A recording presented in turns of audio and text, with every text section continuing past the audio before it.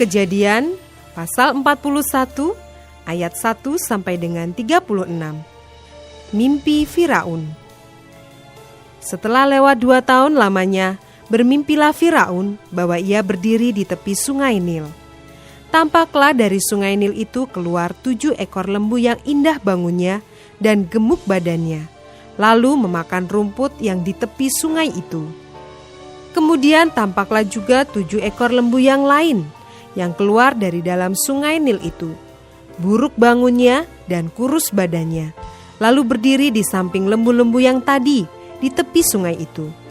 Lembu-lembu yang buruk bangunnya dan kurus badannya itu memakan ke-7 ekor lembu yang indah bangunnya dan gemuk itu, lalu terjagalah Firaun. Setelah itu tertidur pulalah ia dan bermimpi kedua kalinya. Tampak timbul dari satu tangkai 7 bulir gandum yang bernas dan baik. Tetapi kemudian tampaklah juga tumbuh 7 bulir gandum yang kurus dan layu oleh angin timur. Bulir yang kurus itu menelan ke-7 bulir yang bernas dan berisi tadi. Lalu terjagalah Firaun. Agaknya ia bermimpi. Pada waktu pagi, gelisahlah hatinya. Lalu disuruhnyalah memanggil semua ahli dan semua orang berilmu di Mesir. Firaun menceritakan mimpinya kepada mereka, tetapi seorang pun tidak ada yang dapat mengartikannya kepadanya.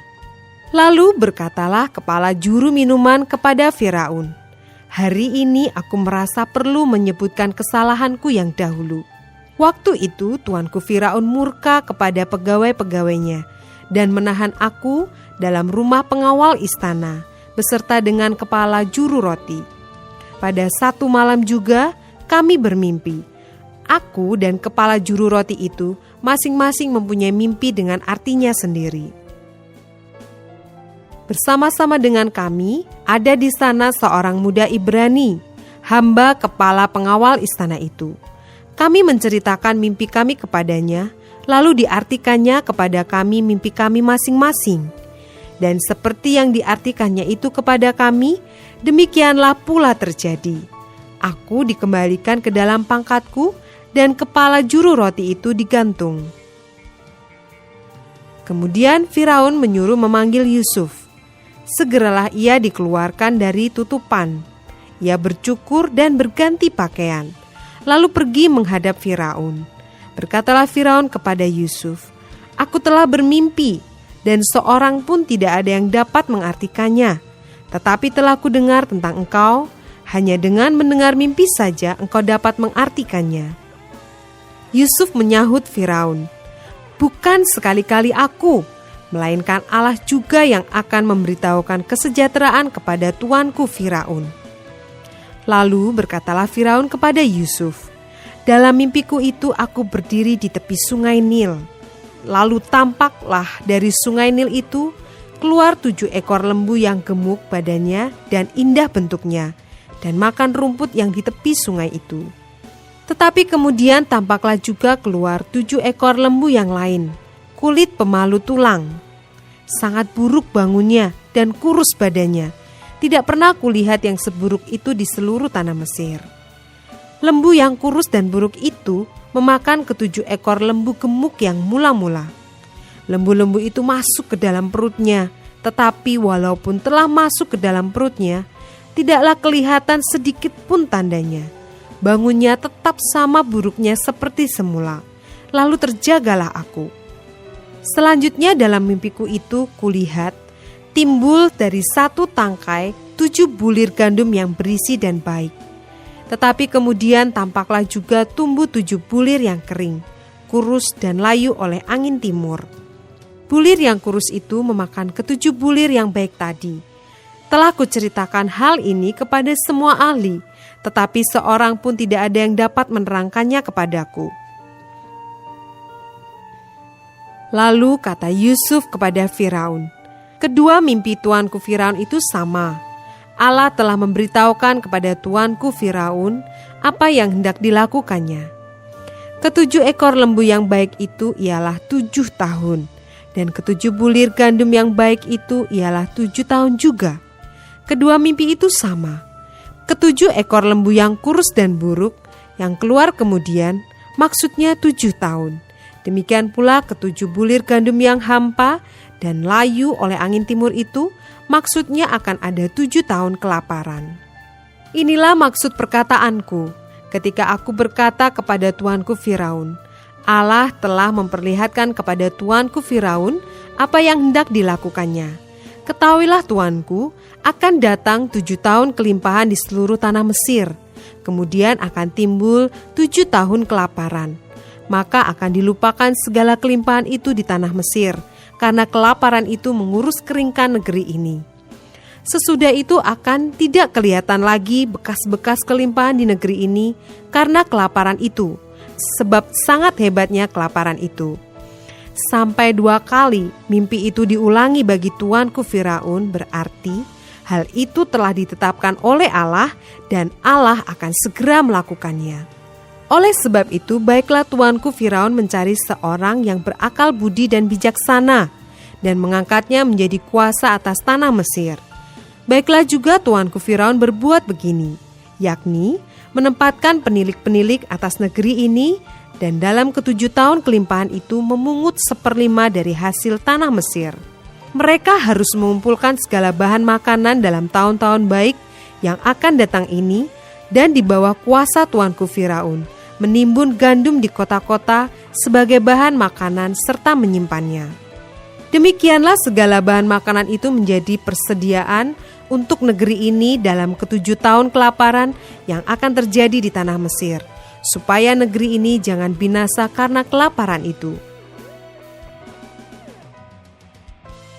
Ayat 37 sampai dengan 57.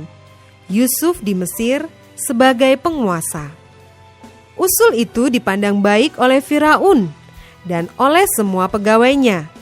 Lalu berkatalah Firaun kepada para pegawainya, "Mungkinkah kita mendapat orang seperti ini, seorang yang penuh dengan roh Allah?"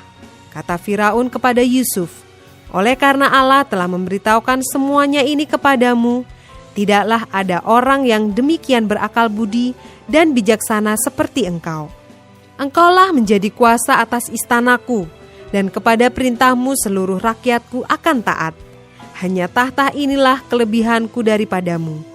Selanjutnya Firaun berkata kepada Yusuf, "Dengan ini aku melantik engkau menjadi kuasa atas seluruh tanah Mesir."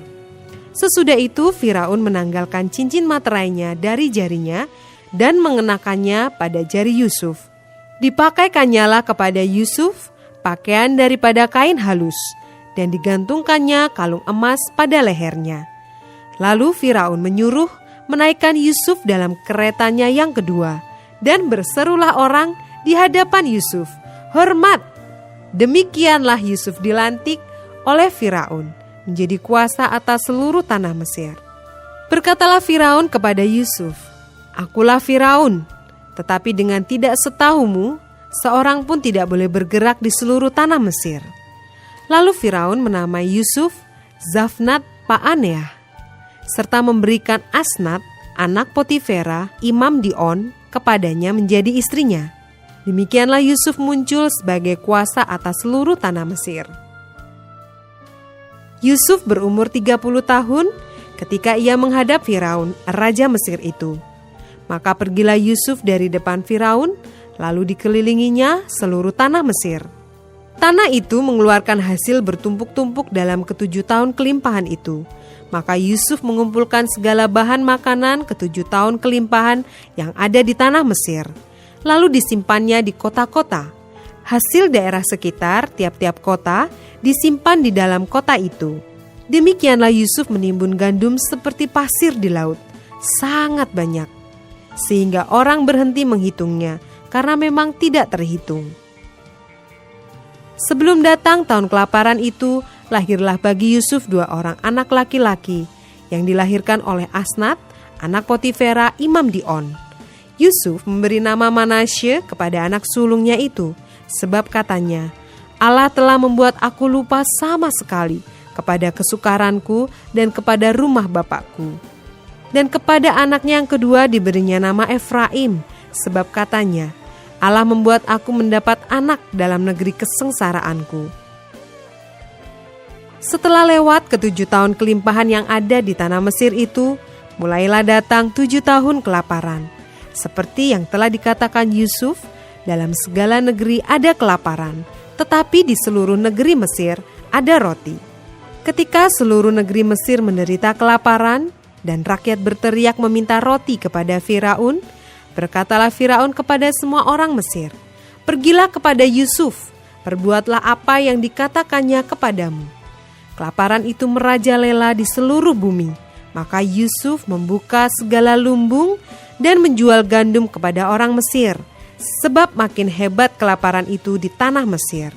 Juga dari seluruh bumi datanglah orang ke Mesir untuk membeli gandum dari Yusuf, sebab hebat kelaparan itu di seluruh bumi.